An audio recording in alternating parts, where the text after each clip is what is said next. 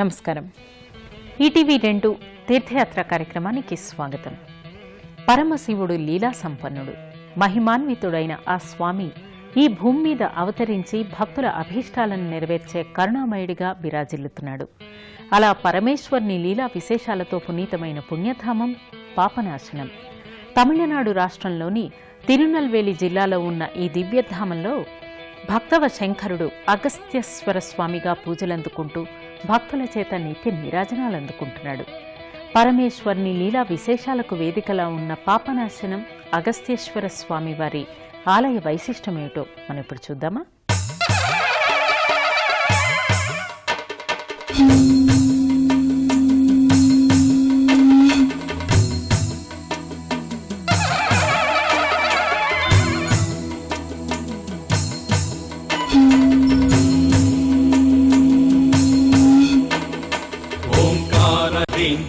శ్రీకార సాకార శ్రీగంగమాంబాధరా భూతేశ పరమేశ భవనాశ భువనేశ శ్రీగౌరి బింబాధరా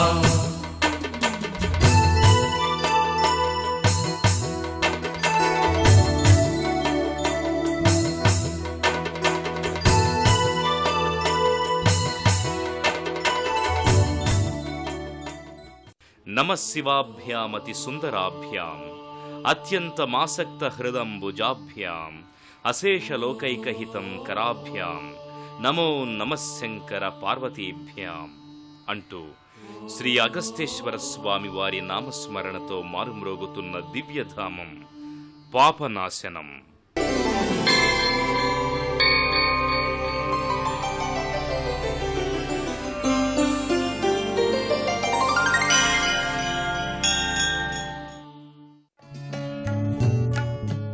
అత్యంత మహిమాన్వితమైన ఈ దివ్యక్షేత్రాన్ని చేరుకోవడానికి తిరునల్వేలి లేదా చెన్నై వరకు రైల్లో ప్రయాణించి అక్కడి నుంచి బస్సులో ఈ దివ్యక్షేత్రానికి చేరుకోవచ్చు. అలాగే అంబా సముద్రానికి సమీపంలో ఉన్న రైల్వే స్టేషన్కు చేరుకుని అక్కడ నుంచి బస్సు లేదా కారులో ఈ దివ్యక్షేత్రానికి చేరుకోవచ్చు.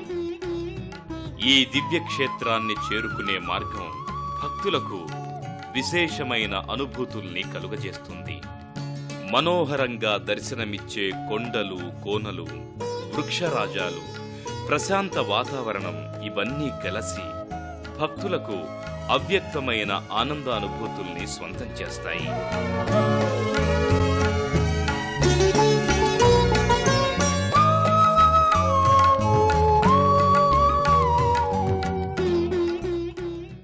పాపనాశనంలో ఉన్న శ్రీ అగస్త్యేశ్వర స్వామివారి ఆలయం అతి ప్రాచీనమైంది.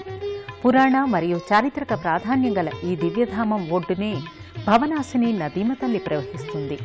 సర్వపాపహారిణిగా విరాజిల్లుతున్న ఈ భవనాశిని నదిలో ఒక్క మునక వేస్తేనే సర్వపాపాలు తొలగి సౌఖ్యాలు చేకూరుతాయని పురాణాల ద్వారా అవగతమవుతోంది. ఈ దివ్యక్షేత్రానికి చేరుకున్న భక్తులు ముందుగా ఆలయానికి సమీపంలో ప్రవహించే భవనాశిని నదికి చేరుకుంటారు. భవము అనగా సంసారమని, పాపము అనే అర్థాలున్నాయి. సంసార సాగరం నుంచి తరింపచేసి సంసార బాధల్ని, పాపాల్ని పోగొట్టే దివ్యశక్తి ఈ భవనాశిని జలానికి ఉన్నట్లు చెబుతారు. భక్తులు ఈ భవనాశినిలో భక్తి శ్రద్ధలతో స్నానాదికాలు చేసి ఓం అగస్త్యేశ్వర స్వామియే నమః అంటూ ముందుకి కదులుతారు.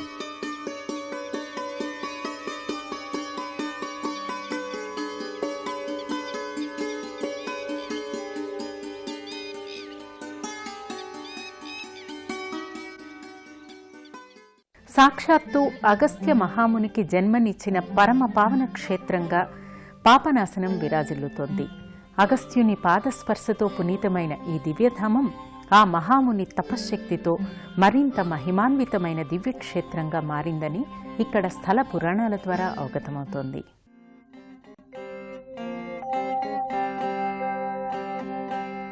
ఆలయ ప్రాంగణంలో ఉన్న దుకాణాలలో స్వామివారికి సమర్పించుకోవడానికి పూజా ద్రవ్యాలను సేకరించుకుంటారు. ఆలయానికి వచ్చే భక్తులకు దూరం నుంచే సుందర మనోహరంగా ఉండే గాలిగోపురం కనపడుతుంది. అత్యంత శోభాయమానంగా కనిపించే ఈ గాలిగోపురం మీద మనోహరమైన శిల్పరాజాలెన్నో భక్తులకు కనువిందు చేస్తాయి.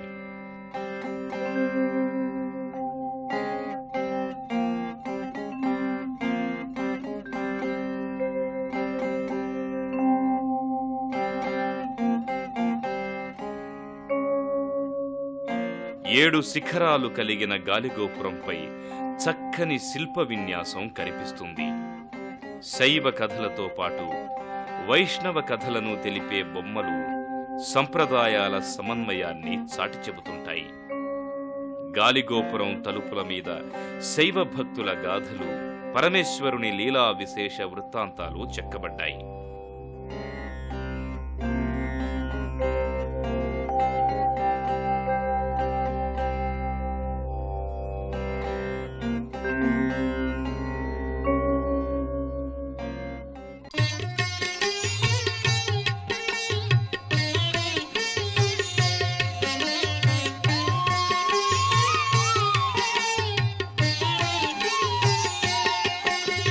नमो देवादिदेवाय त्रिनेत्राय महात्मने रक्तपिङ्गळनेत्राय जटामकुटधारिणे नमो देवादिदेवाय त्रिनेत्राय महात्मने रक्तपिङ्गळनेत्राय जटामकुटधारिणे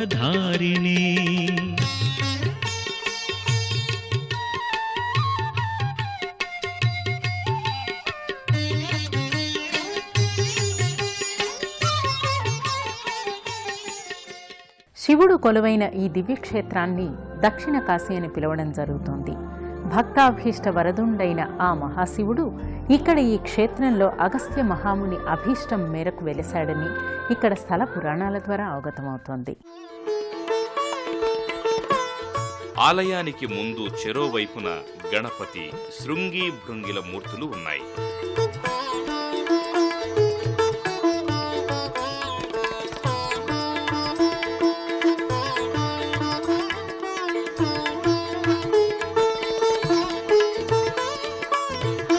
వీటిని దాటుకొని ముందుకు వెళితే స్వామివారి గర్భాలయానికి ఎదురుగా నందీశ్వరుడు దర్శనమిస్తాడు.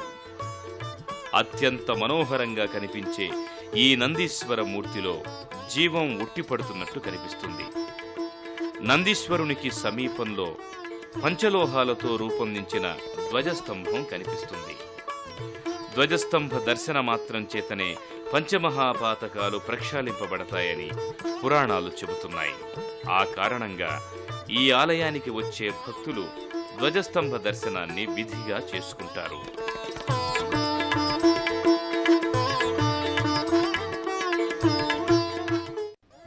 గర్భగుడి చుట్టూ గోడలపై అరుదైన శివ సంబంధమైన శిల్పాలు అనేకం దర్శనమిస్తాయి.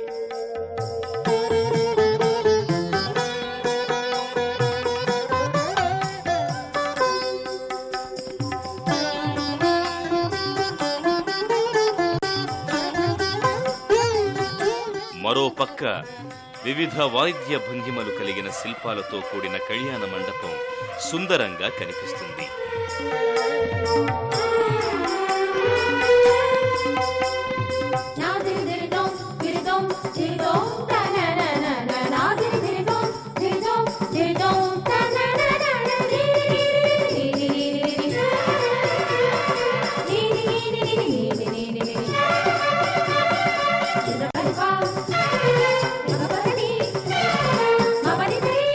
ఈ ఆలయంలో కొలువైన మహాశివుణ్ణి అగస్త్యుడు ప్రతిష్ఠించడం వల్ల ఈ ఆలయానికి అగస్తేశ్వర స్వామి ఆలయమనే పేరొచ్చింది. పార్వతీ పరమేశ్వరుల కళ్యాణం హిమనగంపై అత్యద్భుతంగా, అపూర్వంగా జరుగుతోంది. బ్రహ్మ, విష్ణువు, ఇంద్రాది దేవతలు, మహర్షులు, దివ్య తేజో సంపన్నులు, మునులు, ప్రమథగణాలు ఈ వైవాహికోత్సవానికి తరలివచ్చారు. పార్వతీ పరమేశ్వరులు భూలోకంలో హిమవత్ పర్వతంపై పెళ్లి చేసుకోవటంతో ఆ వివాహానికి వెళ్లిన ప్రమదగణాలన్నీ ఉత్తరం వైపు వెళ్లడం వల్ల బరువు అధికమై ఉత్తర దిశ కుంగిపోయింది. దక్షిణ దిశ పైకి లేచింది. దీనివల్ల అల్లకల్లోలం జరిగింది. పరమేశ్వరుడు ఈ పరిణామాలను గ్రహించి జన సంక్షోభాన్ని నివారించడానికి అగస్త్య మహర్షిని దక్షిణ భారతదేశానికి వెళ్లమన్నాడు. అగస్త్యునికి ఇది ఇష్టం లేకపోయినా లోక కళ్యాణం కోసం పార్వతీ కళ్యాణ ప్రాంతం నుంచి దక్షిణానికి బయలుదేరాడు. చాంపేయ గౌరార్ధ శరీరకాయై కర్పూర గౌరార్ధ శరీరకాయ తమ్మిల్లకాయై చజటాధరాయ నమశివాయై చ నమశివాయ అంటూ అగస్త్యుడు శివుణ్ణి ధ్యానిస్తూ కీర్తిస్తూ దక్షిణ భారతదేశంలో పవిత్ర నదులలో స్నానం చేస్తూ ఆలయాలను దర్శిస్తూ సదా శివనామస్మరణతో తన భార్య లోపాముద్రతో కలిసి దక్షిణ తీర్థయాత్ర చేయసాగాడు. ఇప్పుడున్న పాపనాశన ప్రాంతానికి వచ్చి ఇక్కడున్న ప్రకృతిని చూసి పరవశించిపోయాడు. ఆనందంతో శివుడి లీలా విశేషాలను గానం చేశాడు. అగస్త్యుడి గానమాధుర్యానికి పరవశురాలై దూరంగా ప్రవహిస్తున్న సెలయేరు అగస్త్య మహర్షికి పక్కగా ప్రవహించసాగింది. మహర్షి ఆశ్చర్యంతో ఆ సెలయేరులో స్నానం చేశాడు. గంగా నదీ తుల్యంగా ప్రవహించే ఆ ప్రవాహానికి ప్రణతులు సమర్పించాడు. పిమ్మట పార్వతీ పరమేశ్వరుల కళ్యాణం చూడలేకపోయానని దుఃఖిస్తూ పరమేశ్వరుణ్ణి ప్రార్థించాడు. పరమేశ్వరుడు అగస్త్యుని ఆవేదన గ్రహించి పార్వతీదేవితో కలిసి కళ్యాణం నాటి వేషభూషణాలతో ప్రత్యక్షమయ్యాడు. అనంతరం అగస్త్యుడు స్నానం చేసిన సెలయేరు భవనాశినిగా ప్రసిద్ధి పొందుతుందని, ఈ జలాల్లో స్నానం చేసే వారికి ముక్తి లభిస్తుందని వరమిచ్చాడు. అగస్త్యుడు పరమానందంతో తన తపశ్శక్తి చేత ఒక శివలింగాన్ని సృష్టించి ప్రతిష్ఠించాడు.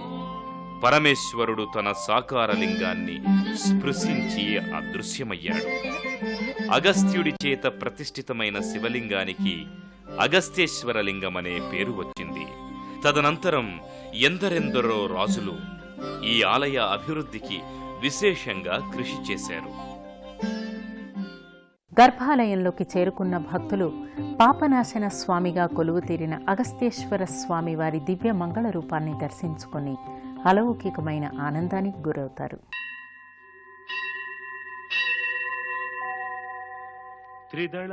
గర్భాలయంలోకి చేరుకున్న భక్తులు అగస్తేశ్వర లింగాన్ని దర్శించుకుని భక్తితో నవశివాభ్యాం నవయవ్వనాభ్యాం పరస్పరాశ్లిష్ట వపుర్ధరాభ్యాం నాగేంద్ర కన్యా వృషకేతనాభ్యాం నమో నమశంకర పార్వతీభ్యాం అని కీర్తిస్తూ తీర్థప్రసాదాలు స్వీకరించి ధన్యులవుతారు.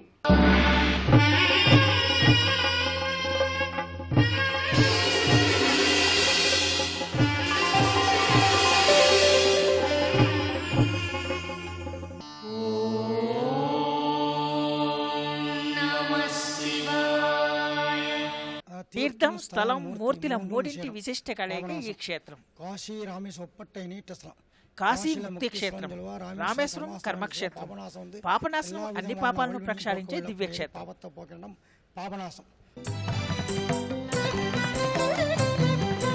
నమః శివాయ నమః శివాయ నమః శివాయ నమః శివాయ జటాజూటధారి నమః శివాయ నమః శివాయ నమః శివాయ జటాజూటధారి నమః శివాయ.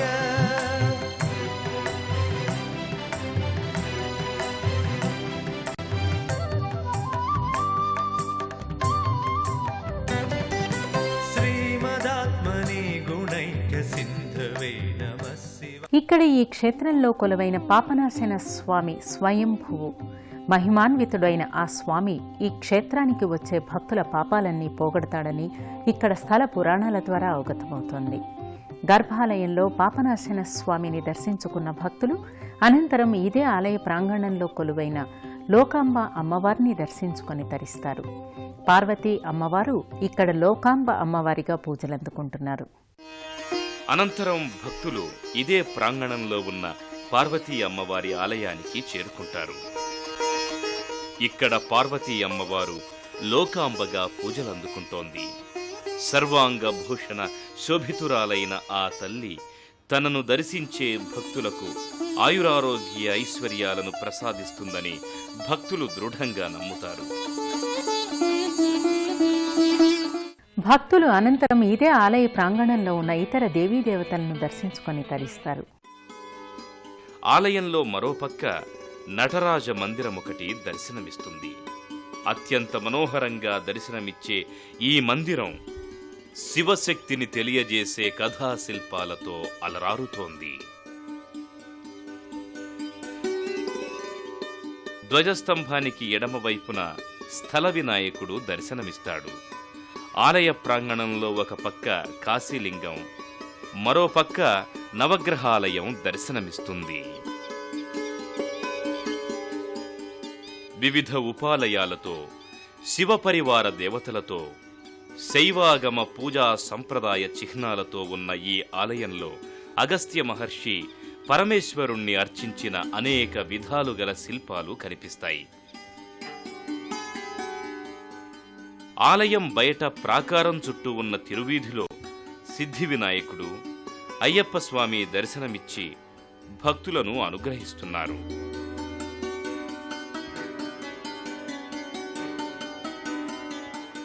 అనంతరం భక్తులు ఇక్కడకు సమీపంలోని పొదిలే హిల్స్కు చేరుకుంటారు. దట్టమైన అడవులు, లోయల మధ్య అలరారుతోన్న ఈ కొండల నడుమనున్న సుబ్రహ్మణ్యేశ్వర స్వామి వారి ఆలయానికి చేరుకొని స్వామిని మనసా వాచా కొలుస్తారు.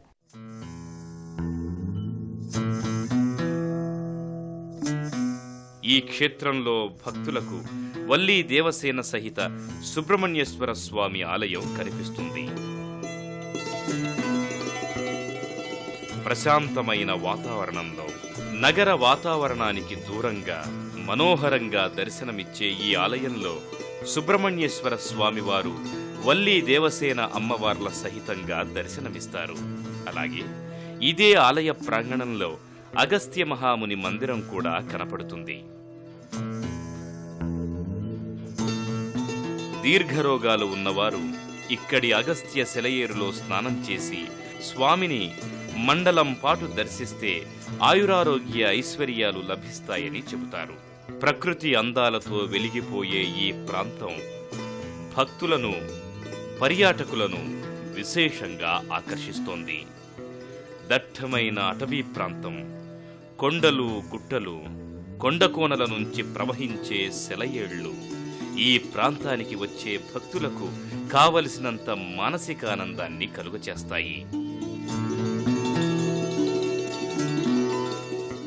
స్వర్గాన్ని తలపించే దివ్యధామం అగస్త్య హిల్స్. అడుగు అడుగున ప్రకృతి అందాలతో ఆహ్లాదపరిచే ఈ క్షేత్రం అగస్త్య జలపాతాలతో మరింత ఆహ్లాదంగా మారింది.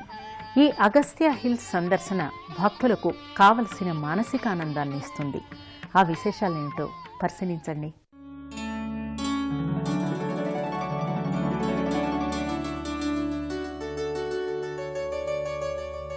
ఇక్కడకు సమీపంలో అగస్త్య ఫాల్స్ భక్తులకు కనపడతాయి.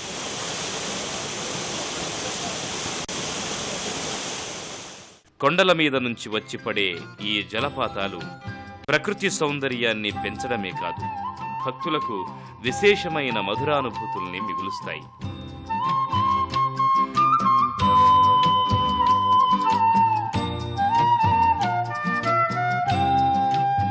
ప్రశాంతమైన వాతావరణం, సెలయేర్లు, కొండలు, జలపాతాలు, వన సంపద ఇవన్నీ ఈ క్షేత్రానికి వచ్చే భక్తులను మైమరపిస్తాయి.